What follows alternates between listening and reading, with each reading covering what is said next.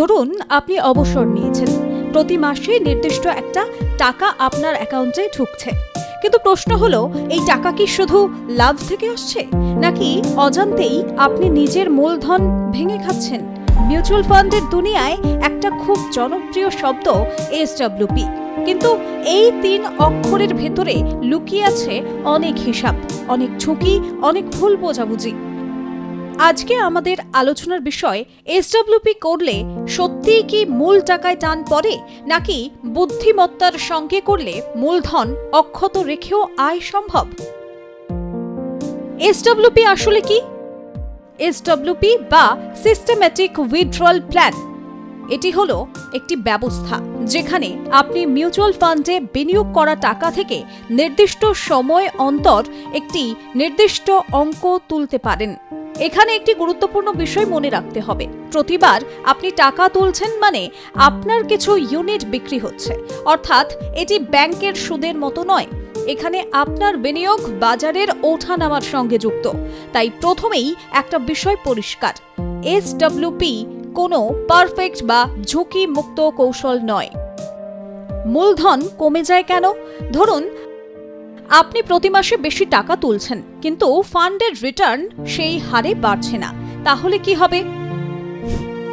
Unit কমতে থাকবে, কপার্স ধীরে ধীরে কমে যাবে, দীর্ঘমেয়াদে সমস্যা তৈরি হতে পারে।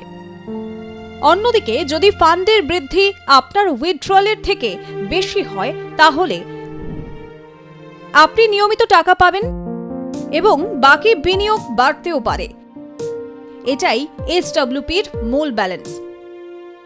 কখন এসডব্লিউপি শুরু করা উচিত?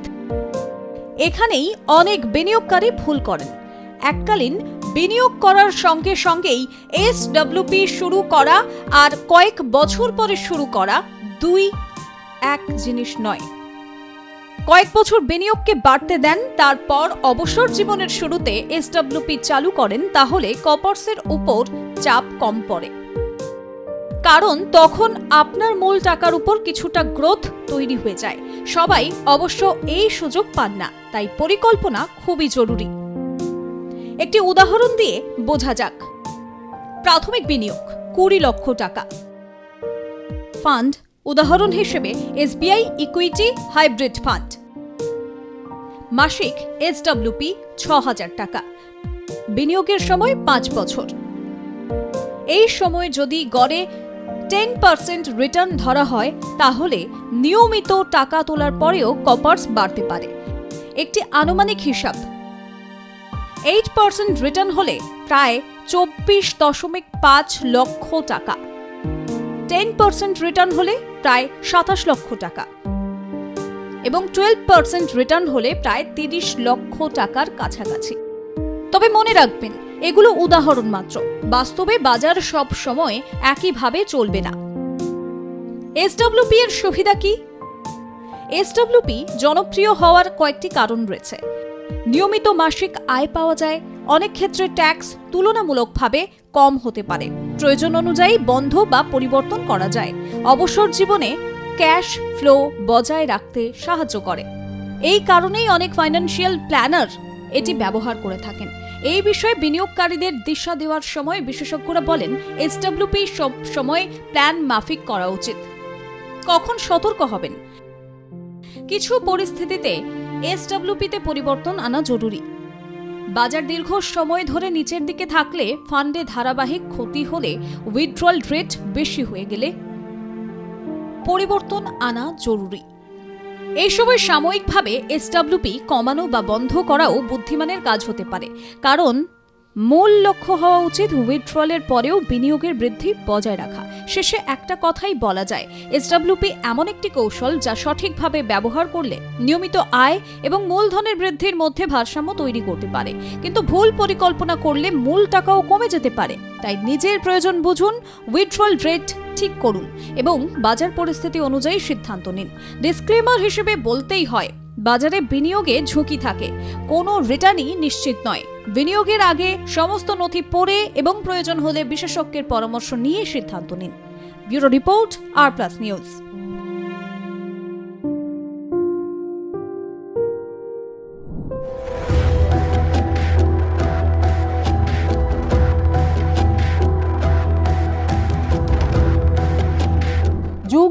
এগিয়ে চলেছে, প্রযুক্তি যতই উন্নত হচ্ছে, মহাকাশ নিয়ে গবেষণাও তেমনই বেড়ে চলেছে। আর যে হারে মহাকাশ বিজ্ঞান নিয়ে আলোচনা এবং গবেষণা বেড়েছে, তাতে নতুন গ্রহ বা উপগ্রহের আবিষ্কারে প্রায়শই চমক ধরা দিচ্ছে। হামেশাই শোনা যাচ্ছে সৌরজগতের বাইরে চেনা বা অচেনা কোনো ছায়াপথের নিত্য নতুন রহস্য উদ্ঘাটন করে ফেলছেন বিজ্ঞানীরা। কোনো কোনো আবিষ্কারে চমকে যাচ্ছেন তারা নিজেরাই। সাম্প্রতিক একটি গ্রহের আবিষ্কার করেছেন বিজ্ঞানীরা, এবং সেই গ্রহ আবিষ্কৃত হওয়ার পর বিজ্ঞানীরা কিন্তু চমকে গেছেন সেই গ্রহটি দেখে। এ যেন অন্য গ্রহ নয়, অবিকল আমাদের পৃথিবীর মতো। গবেষণায় উঠে আসা এমন কিছু তথ্য তারই প্রমাণ দিচ্ছে বলে মত বৈজ্ঞানিকদের। সৌরজগতের তৃতীয় গ্রহ হলো পৃথিবী। আর পৃথিবীতে প্রাণীর অনুকূল পরিবেশ তৈরি হয়েছে, তার মূলে রয়েছে সূর্য থেকে পৃথিবীর দূরত্ব, কক্ষপথের অবস্থান এইগুলি। তাই এতদিন পৃথিবীর মতো কোনো গ্রহ খুঁজে পাননি গবেষকেরা, যে গ্রহটি পৃথিবীর মতো প্রাণ ধারণের ক্ষেত্রে অনুকূল পরিবেশে রয়েছে। তবে যে হারে মহাকাশ বিজ্ঞান নিয়ে গবেষণা বেড়ে চলেছে, তাতে নতুন নতুন গ্রহ উপগ্রহের সন্ধান হামেশাই মিলছে। তবে এবার মহাকাশে বরফের মতো ঠান্ডা নতুন একটি গ্রহের হদিশ পেয়েছেন বিজ্ঞানীরা। পৃথিবী থেকে নতুন এই গ্রহের দূরত্ব প্রায় 150 আলোক বর্ষেরও কম। পৃথিবীর চেয়ে এই গ্রহ আকারে সামান্য বড় বলে জানিয়েছেন গবেষকেরা।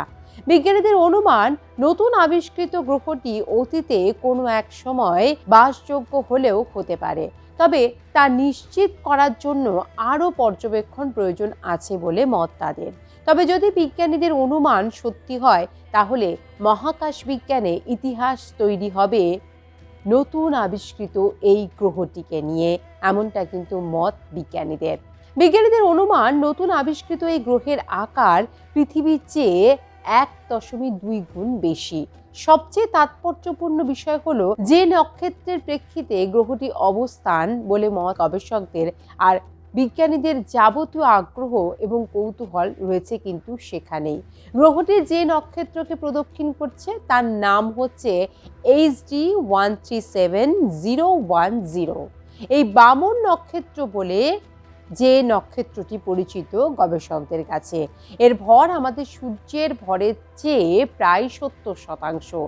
এই নক্ষত্রকে একবার প্রদক্ষিণ করে আসতে এই নতুন গ্রহটি সময় নেয় 355 দিন, যা পৃথিবীর ক্ষেত্রে 365 দিন হয়। প্রায় সমান বলে মনে করছেন কিন্তু এই দিনটি। তবে নব আবিষ্কৃত এই গ্রহের কক্ষপথের সঙ্গেও মিল রয়েছে পৃথিবীর বলে ধারণা বিজ্ঞানীদের। বিজ্ঞানীদের মত, নক্ষত্র থেকে যতটা দূরত্ব থাকলে কোনো গ্রহ বাসযোগ্য হওয়ার সম্ভব, তার সমস্ত গুণ রয়েছে নতুন আবিষ্কৃত এই গ্রহটির মধ্যে। তাই নতুন আবিষ্কৃত গ্রহে প্রাণের সম্ভাবনা একেবারেই উড়িয়ে দেওয়া যায় না বলে মত গবেষকদের। আর সেই নিয়েই কিন্তু চলছে গবেষণা। নতুন আবিষ্কৃত গ্রহটি যে নক্ষত্রটিকে প্রদক্ষিণ করে চলেছে, সূর্যের সঙ্গে নতুন নক্ষত্রটির তুলনাও কিছুটা আশার আলো দেখাচ্ছে বলে মত গবেষকদের। যদিও এই নক্ষত্রের তেজ সূর্যের চেয়ে কিছুটা কম, কিন্তু আয়ু সূর্যের চেয়ে অনেকটাই বেশি বলে মত গবেষকদের।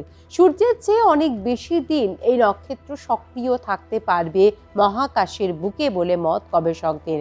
যত দিন নক্ষত্র সক্রিয় থাকবে, তত দিন অস্তিত্ব থাকবে গ্রহটিরও বলে মত বৈজ্ঞানিকদের। অন্তত নক্ষত্র তাপে ঝলসে খুব শীঘ্র এই গ্রহের মৃত্যুর সম্ভাবনা দেখছেন না বিজ্ঞানীরা। তাদের মতে এই প্রথম গ্রহ যার ব্যাসার্ধ ও কক্ষপথের বৈশিষ্ট্য পৃথিবীর মতো বলে মত গবেষকদের। সূর্যের মতো নক্ষত্রকে এই গ্রহ প্রদক্ষিণ করে। ভবিষ্যৎ পর্যবেক্ষণের জন্য এই গ্রহ উজ্জ্বল বলে মত বিজ্ঞানীদের। নাসার কেপলার স্পেস টেলিস্কোপের মাধ্যমে ট্রানজিট পদ্ধতিতে গ্রহটিকে আবিষ্কার করা হয়েছে। সৌরজগতের বাইরের অধিকাংশ গ্রহের অস্তিত্বই এই পদ্ধতিতে জেনেছেন বিজ্ঞানীরা। আর এই নতুন গ্রহের আবিষ্কারও ঠিক এমনভাবেই হলো বলে মত বিজ্ঞানীদের। টেলিস্কোপের ক্যামেরায় দূরবর্তী আলোর সংকেত সাময়িক ক্ষীণ হয়ে এলে গ্রহের অস্তিত্ব অনুমান করা যায়। তাকেই বলে ট্রানজিট পদ্ধতি। আর নব আবিষ্কৃত এই গ্রহের ট্রানজিট একবারই প্রত্যক্ষ করা গিয়েছে। তাই বিজ্ঞানীরা মনে করছেন এই গ্রহটি নিয়ে আরও পর্যবেক্ষণ প্রয়োজন। তাহলেই গ্রহটি সম্পর্কে আরও বিশদে জানা যাবে, উঠে আসতে পারে আরও চাঞ্চল্যকর তথ্য। পৃথিবীর সঙ্গে তার আলোর মিল স্পষ্ট হতে পারে। এখনো কোনো প্রাণীর অস্তিত্ব বর্তমান রয়েছে কিনা, অর্থাৎ ভিন গ্রহীদের অস্তিত্ব সেই গ্রহে আছে কিনা তা নিয়ে খোঁজ অবশ্যই চলছে। তবে এখানেই উঠছে আরও একটি প্রশ্নটি হলো, গ্রহটি এতটাই যখন হিমশীতল, তাহলে প্রাণীর অস্তিত্ব সেখানে কিভাবে দেখছেন গবেষকেরা? গবেষকদের মধ্যে এক অংশের সেক্ষেত্রে যুক্তি, 450 কোটি বছর ধরে বারবার আমাদের পৃথিবীও তুষারাবৃত গোলকে পরিণত হয়েছিল। এক্ষেত্রে কোনো পর্যায় চলছে কিনা তা খতিয়ে দেখা দরকার আছে বলে মত তাদের। হয়তো পৃথিবীর মতো এই গ্রহের হিমপর্ব একসময় শেষ হয়ে যাবে এবং পাথুরে জমিতে মাথা তুলবে প্রাণ। এমন আশা কিন্তু নিরর্থক নয় বলেই মত অনেক বিজ্ঞানীর। পাশাপাশি সূর্য থেকে পৃথিবী যে শক্তি সংগ্রহ করে, নতুন এই গ্রহটি যে নক্ষত্রের চারপাশে ঘুরছে, সেই নক্ষত্রের কাছ থেকে তার 1/3 কম শক্তি নিতে পারে। মনে করা হচ্ছে গ্রহটির তাপমাত্রা এখন হিমাঙ্কের 68 থেকে 85 ডিগ্রি সেলসিয়াস নিচে রয়েছে। অর্থাৎ গ্রহটি আমাদের পড়শি মঙ্গল গ্রহের চেয়েও শীতল, এমনটাই কিন্তু মত বিজ্ঞানীদের। তবে এই গ্রহে তরল জল রয়েছে কিনা তা এখনো পর্যন্ত জানা যায়নি বা গবেষণায় ধরা পড়েনি। সে নিয়ে চলছে অবশ্যই গবেষণা। বিজ্ঞানীদের ধারণা, এখন তরল জল যদিও না থাকে, তরল জল থাকার মতো পরিস্থিতি এই গ্রহে থাকতে পারে বলে মত তাদের। তাই এই গ্রহটিকে নিয়ে চলছে চুলচেরা বিশ্লেষণ। আগামী দিনে এই গ্রহটিকে নিয়ে আরও তথ্য সামনে আসতে পারে বলেও মত গবেষকদের। পৃথিবীর মতো আরও একটি পৃথিবীতে পরিণত হতে পারে এই গ্রহটি বলে মত গবেষকদের। আর পৃথিবীর মতো দ্বিতীয় এই পৃথিবীকে নিয়ে তাই গবেষণা এখন তুঙ্গে রয়েছে।